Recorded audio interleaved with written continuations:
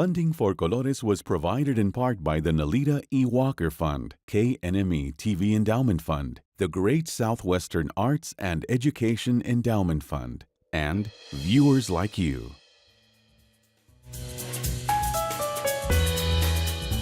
This time on Colores. Vietnam War veterans Roy Breckenridge and Jim Rogers share how art and the New Mexico Veterans Art Association has made a tremendous difference in their post-war lives. Focused on the daily life of soldiers in a war zone, Vietnam War veteran Herb Lotz captured a loss of innocence in his photography. Iraq veteran Kenny Bass shares insights into the traumatic issues veterans face returning home from combat. And director Eric Christensen discusses making his film Searching for Home, Coming Back from War. It's all ahead on Colores.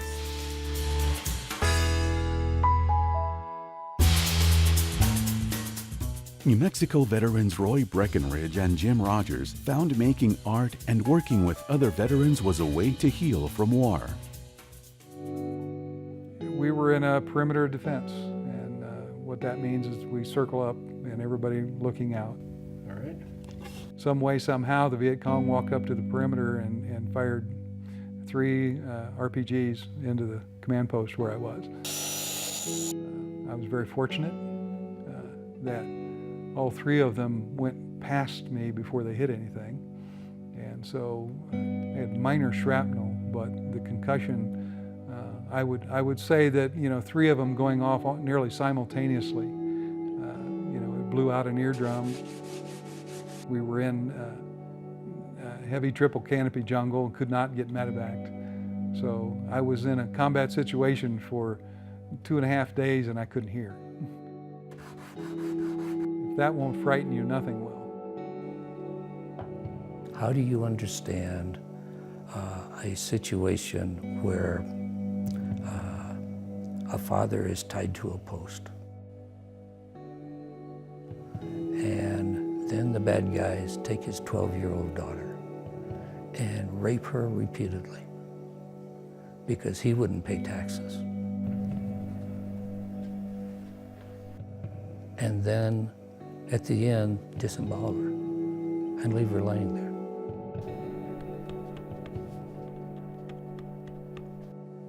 How do you explain something like that? How can you imagine how inhumane humans can be towards each other?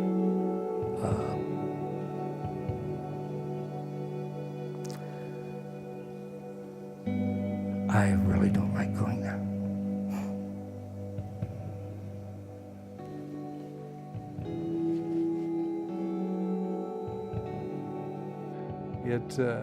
It changes you. It gives you a different perspective on life.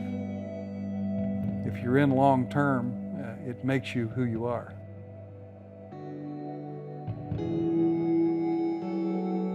A veteran of a conflict, it's something that most people that haven't experienced it have no understanding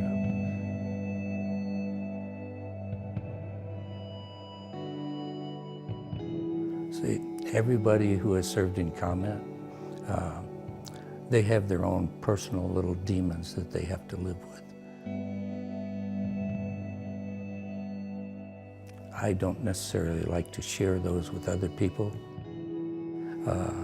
because if you haven't been there and done that, you can't understand really. Combat veterans are very reluctant to talk about, what they've been through.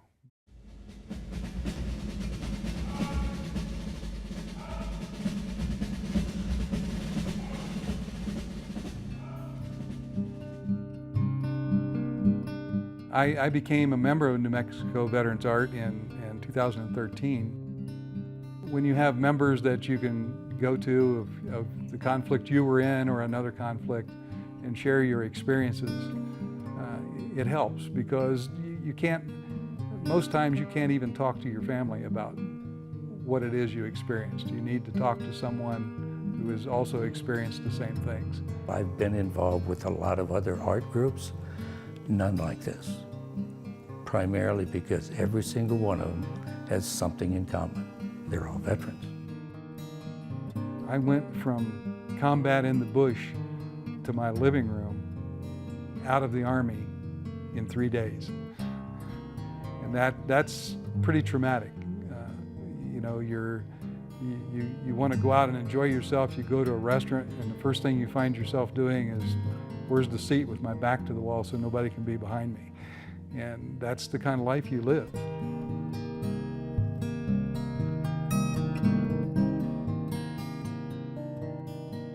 Their talent is not the same. You still have that base of support. And that is one of the most important things about New Mexico Veterans Art. And it just, you know, makes you relaxed. It's nice to be with other veterans who understand what you've done and you understand what they've done over the years. There is talent in everyone. You just have to develop it and bring it out. And I think that's what the organization is about, to help veterans do that and improve their skills and their talent. It does a lot for your self-worth to know that, you know, I can create things. When I'm out here in my shop working, I don't think about anything but this. It's a nice break for your mind. And it helps you turn all of that off and not think about it, because it does come back into your mind from time to time.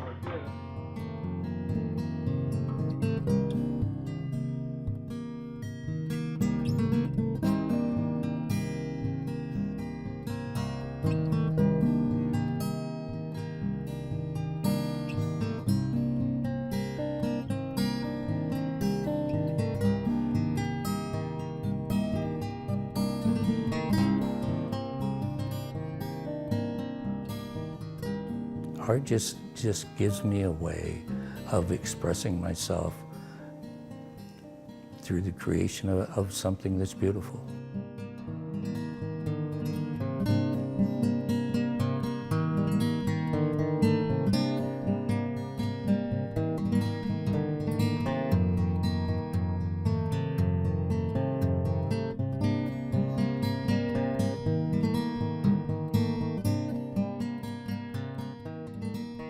Definitely therapeutic. You know, I'm more relaxed now. I sleep better, and I spend a lot of time in the shop. It's just something I love to do. You know, when you create anything like that, it's a sense of accomplishment that helps you with your self-worth and pride in what you do. I love intricate joinery. When I make a large piece, like a large jewelry box that has multiple drawers in it, I challenge myself to make those so consistently that you can take a drawer out of here and put it here, and it fits. You know, you take great pride in what you've done in the military, and same with your artwork. You take great pride in it.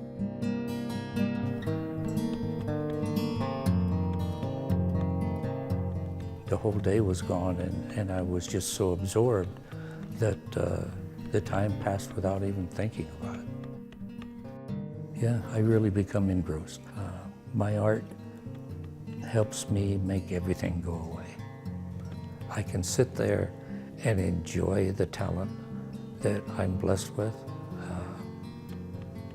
I really don't have to think. So, in that respect, wow, it's pretty much a lifesaver, you know.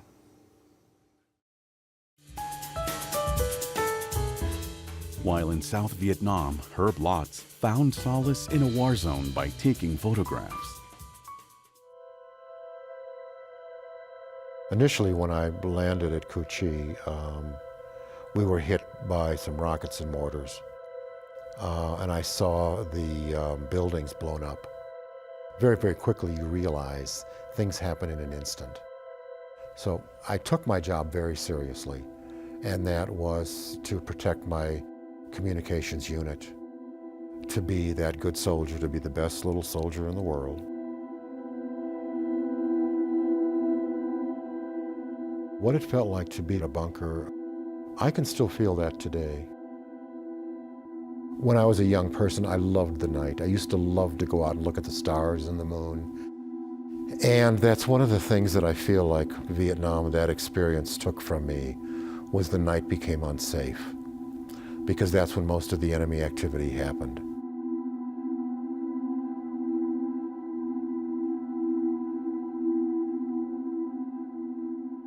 I had studied photography, so when I was in Vietnam, I kept my camera with me pretty much all the time, and it always had film in it.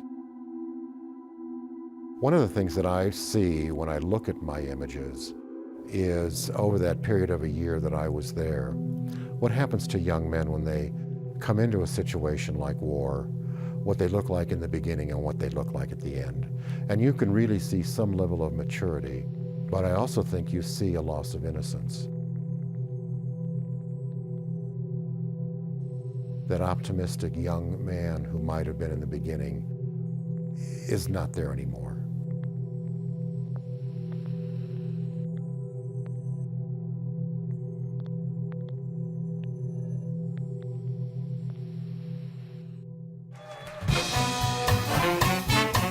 When Bob Hope and Anne Margaret came to Cu Chi in 1968, it was a big deal. So there was this field full of soldiers. You know, it had to happen very quickly to see this show and then to disperse, because a rocket or a mortar coming into that number of soldiers would have been devastating.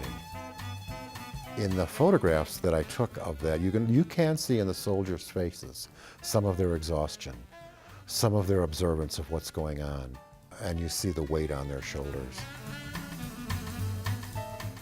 I have a wonderful image of one of the fellows, the young fellows who came to work with me, and in the trunk by his bed, the trunk is open and there's a photograph of his girlfriend, you know, who he married as soon as he got home.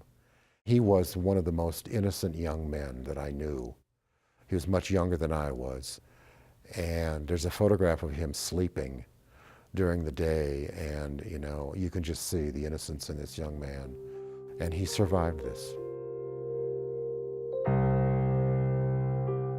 I think that through my photographs, I can connect with people. I can make an image that represents something about who we are as people. It's more about what we hold as a body of life as people, I think, is what I photograph.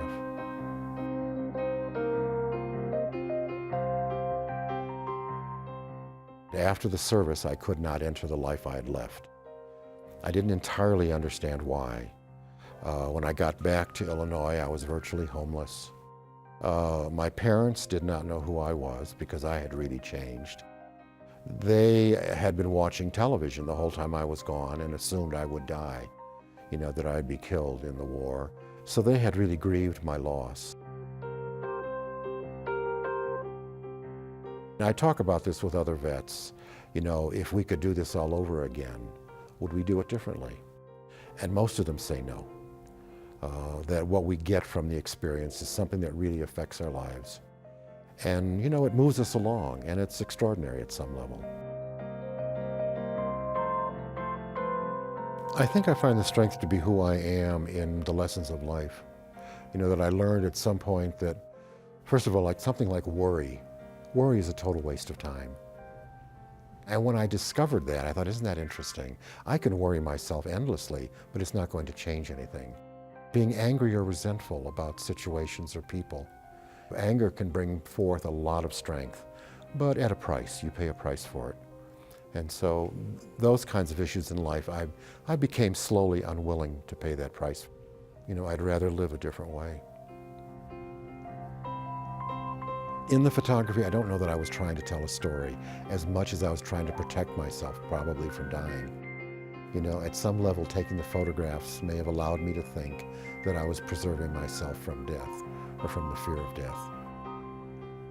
As you get older in life and you can no longer see the future as you can when you're a young person, all you can see really is the past, and then you can see the stories of your life. Not everybody gets that gift. You know, we die at all levels, ages in life, and so this gift of living to the age I am now has allowed me to see a lot of the stories that I've lived. You know, not everybody gets that.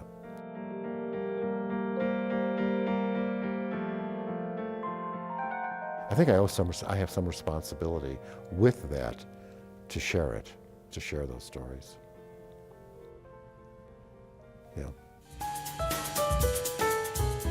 Returning combat veterans face a tough road. Iraq veteran Kenny Bass shares his experience, and director Eric Christensen discusses his film Searching for Home, Coming Back from War. They had commandeered a couple city buses with civilians on them because they had figured that the Americans wouldn't shoot at civilians. They were hanging out the windows engaging us as they were coming up the road towards us. And so of course we called for our Cobras. They flew up and hit them with hellfire. Blew everybody out of the buses all over the road. That was the first one, that's the one that's most burned into my brain, I guess. I think the part that affected me most is just the civilians, how the civilians get mixed up in it.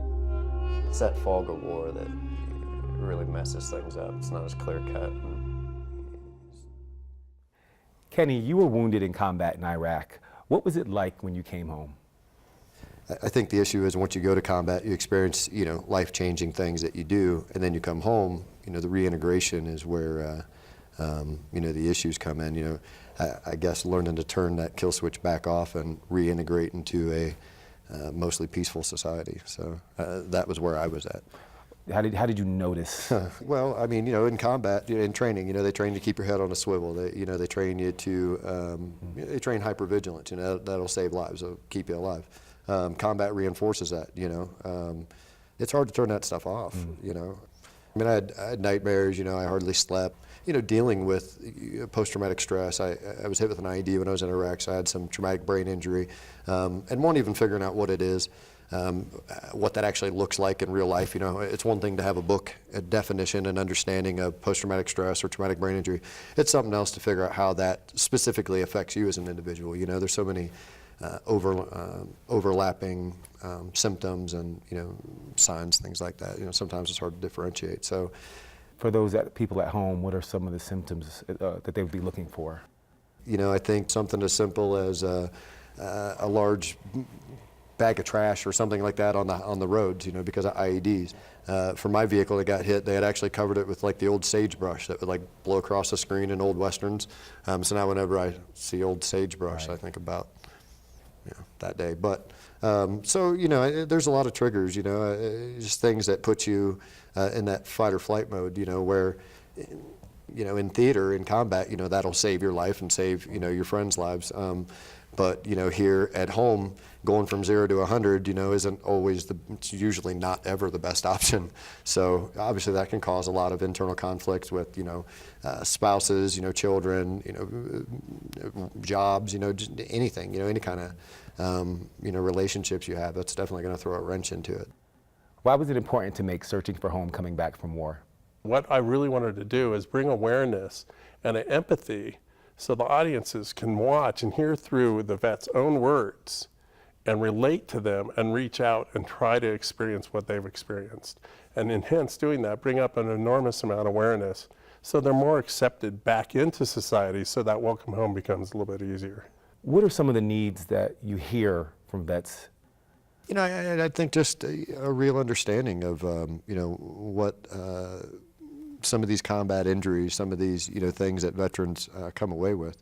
For me, I've found that for kind of the average veteran that might be struggling when they come home, part of it is having a support structure and a mission.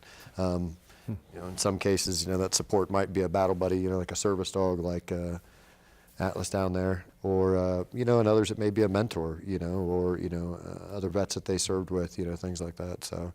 What themes do you see coming from people? The families are so affected by the veterans' experience that they're just really wanting somebody to hear them. And so somebody to give them a real ear to and so they can sit down and try to understand where they're coming from and what their experience is. What I'm finding out, a lot of these guys think they're alone because they do isolate. They come home and their whole company's gone and they're on their own, they're with their family that don't understand what their experience was, and so they become isolated, and they start to think they're crazy. So they see a film like this, or they talk to another vet, and it becomes a point of identification for them. So they go, oh, you too, I'm not alone. I think that's usually the turning point, is realizing, okay, I'm not the only one dealing with this. I'm not crazy. You know, I'm not this broken, you know, individual that's all off on his own, you know. It turns out I'm actually kind of normal for what I experienced. And, you know, for me, I think one of the more powerful things when I've spoke to different veterans that they've heard, you know, that's clicked something on for them was, you know, understanding that if anything, how would you go and experience some of the things that we've experienced? You know, some of the, you know, horrible environments, you know, and other things, and not come back changed. Sure. In the documentary, there's a part where it was the white-haired guy, white beard, white face, and he was like, with trauma, we assume, civilians assume, that you're traumatized because you saw a truck explode with people in it, or because war is happening all around you, and that's the trauma. He's like, the actual trauma is that I had to shoot that guy, and I have to live with that. And that's the moral injury that never goes away. So That's what I struggled with in my darkest times, was just thinking that, you know, just that, I suppose that aspect of it. Like, what did I become, or what did I turn into morally, and, you know, things like that. Like the part of you that no one sees but you, Sure. you know. What else did you learn post-film? there's 3 pillars in the film and in the recovery and the structure of the film itself. The truth is what happened. It's that point of trauma to the individual. And sometimes they can say that was it. Other times it's a huge gray area. It's a constant barrage. The healing is the point of identification. They come home, they're wandering around, they're going to the VA, they're trying, what is wrong with me? I'm so different. And I can't, and either they run into another vet, they see the film or something and go, oh, there's somebody else like me. And there's a path out of that. The hope is, what Kenny's doing, is when they get to a certain point of healing, they go back and help the guys that are just coming out of the truth. Speaking of hope, Kenny, can you introduce us to your friend? He goes by Atlas the Wonder Dog. He looks more like Atlas the Sleepy Dog at the moment, but he knows when I start opening my mouth, he should probably take a nap, so it might be a while. But you know, basically at one point my doctor said, hey Kenny, let me write your prescription for a service dog. I think that'd be best for you. You know, and Atlas specifically, and you know, quite a few other dogs that are battle buddies to veterans do that. They do nightmare interruption. So they actually, you know, get in there and lick your face or lay on you and wake you up, you know, early in the nightmare, and you're not waking up however long into it, sweating, you know. Wow. Is this connected to a particular diagnosis, like 100%? Well, post-traumatic stress sometimes, yeah. You know, there's nightmares or night terrors or whatever. But there's a ton of things, you know. A lot of veterans isolate, or, you know, they avoid, you know, grocery stores, malls, you know, things like that, because they're not very safe places, you know, or crowded, you know, choke points, you know, things like that, stuff that you're concerned about in combat zones. One of the ways to start moving back into, you know, working on reintegrating and retraining yourself to reintegrate is through the support of, you know, something like this. Shortly after getting Atlas, you know, I struggled to like meet with people in Wendy's and have a conversation that was not broken by being too concerned about potential threats and people walking around, you know, and part of it is you have to really, you know, want to be different, you know, and the other part is you have to properly utilize, you know, the support, you know, the tools, and have that mission. How do we turn the problem around of lack of empathy, lack of resources, lack of services, and lack of compassion? I think everything you named would be a byproduct of better awareness. And awareness is a term that people like to throw around a whole lot. You know, it's a nice phrase to use, but I think once you start to have a real understanding of what something is, whether it's post-traumatic stress, traumatic brain injury, you know, just a veteran culture, you know, post-combat, whatever, I think as you start to have a better understanding of that, the compassion, you know, the motivation to get involved in organizations that are helping veterans, or to volunteer, or to, because there's all kinds of things out there to help raise awareness, and it's great to help raise awareness. Now people know about that, but if they're not doing anything, then what's the point? In our film, there's the Wounded Heroes Program of Maine. And that was started by one woman, and she affects so many people. That's one mighty woman. Yeah, I've heard of that program. But and Kenny's organization, Battle Buddies. So when you're the individual and how do we affect change, you know, we get a little bit out of our comfort zone, you know, and not only approach the vets, but approach the volunteerism and that whole idea of getting involved. What is important to say to combat veterans and their families, Kenny? You know, the big issue that we that's facing the veteran community right now, or the thing that's probably talked about the most, is the veteran suicide rate. You know, before Atlas, and you know, even since Atlas, you know, I've been close to, you know, being one of those statistics myself. I guess it's just one of those that, like, one, that there's hope, two, that you're not alone, you know, three, that no matter how alone or how, you know, kind of rock bottom you might feel, you know, it does get better. You know, there is hope, you know, there is support. There's a lot of people that, you know, do care. I spent probably about 8 years or so, you know, struggling, you know, trying basically just to survive day to day. For me, the epiphany that I had, you know, realizing that there was value in all of that pain. You know, when I was rock bottom, you know, struggling, you know, overly medicated at the VA, going to the VA 4 or 5 times a week, you know, when I was there, you know, I felt like I was so far from what my life was meant for that it would take me the rest of my life to get back to the starting point. And now my focus is, you know, through the Battle Buddy Foundation, the focus is to create long-term and tangible change in the lives of veterans and their families. War is hell, there's no two ways about it. As soon as I saw that bright white flash, I thought that I was dead.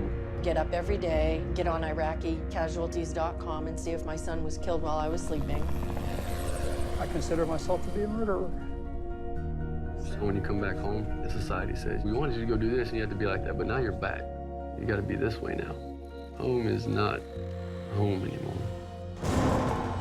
I'm not crazy. The way I am now is normal for what we experience. Just that feeling of accomplishing something right after I just lost my leg, it was a phenomenal feeling. If I can make one veteran breathe easier because of the knowledge that I have succeeded. Yes, I think things would have been a lot different had I not gone to Iraq.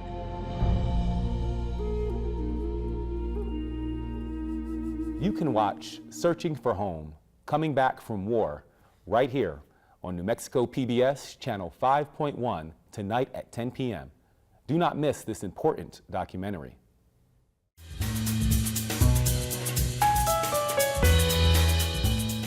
Next week on Colores, Santa Fe photographer Philip Augustine simplifies the world into minimal formalist compositions. He uses abstraction to question the boundaries of the photographic process.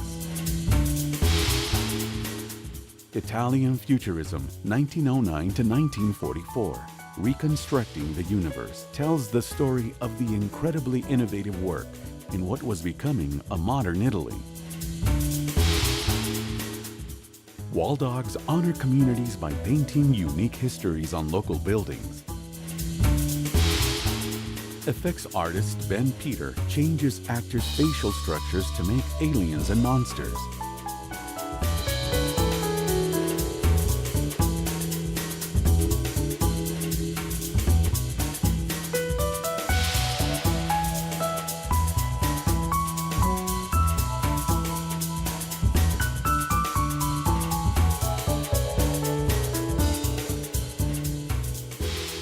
Until next time, thank you for watching. Funding for Colores was provided in part by the Nalita E. Walker Fund, KNME TV Endowment Fund, the Great Southwestern Arts and Education Endowment Fund, and viewers like you.